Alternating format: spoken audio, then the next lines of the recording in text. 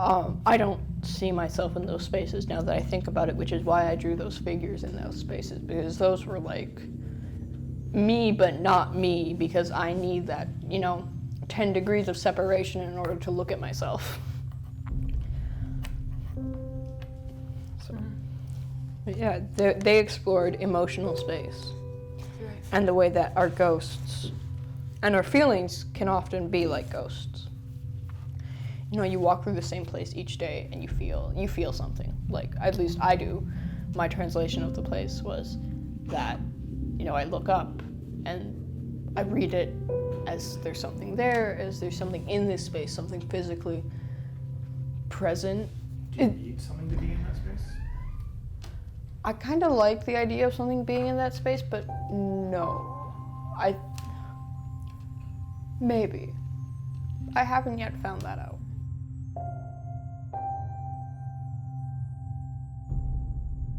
I think character is the thing that combines it all. I don't know why I fixate on the character form. Maybe it's because that's just where my skill set is at. Maybe it's because I think with character I can express the most. I really love environmental storytelling, but I haven't learned it yet, and I want to learn it so that I can find a place for my characters. But I think that the environmental storytelling of a character as well, like character design, is something I've fixated on a lot, because you can tell a lot more about a person specifically, just like in the blank space of a page, by like just adding detail and adding trinkets and whatnot, and adding story and narrative and whatnot. Simplicity in the design, whether it's a circular shape or whatnot. I could go on and on about character, design and theory, and about, color theory, or the language of color, or about the language of shape, how, you find villain characters are normally pointy old edges, triangles, you see this in animation. The big, soft, round characters are usually the good characters, and intrigue is also created by angles. I could go on and on and on about that. Fascinating. But I think that's why I love characters. I love exploring the environment of a character, the environment of a body. But I do really, really want to learn how to draw backgrounds and how to draw environment and create that space. Video games and movies, the way that a film environment can tell so much more about a character than the character can actually physically say with words.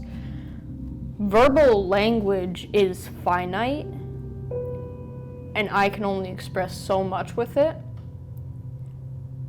And I don't think I've ever been able to express everything with it.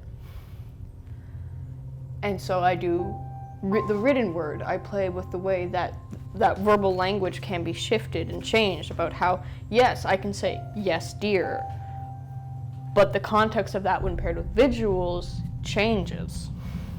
And it translates into something else, into something I can more easily understand.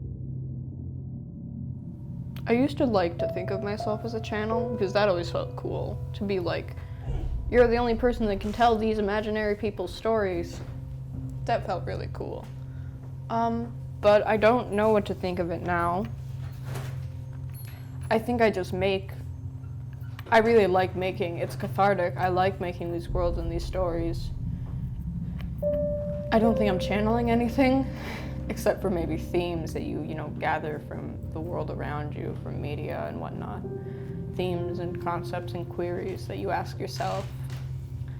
But I don't think I'm channeling anything other than that. I think I just make.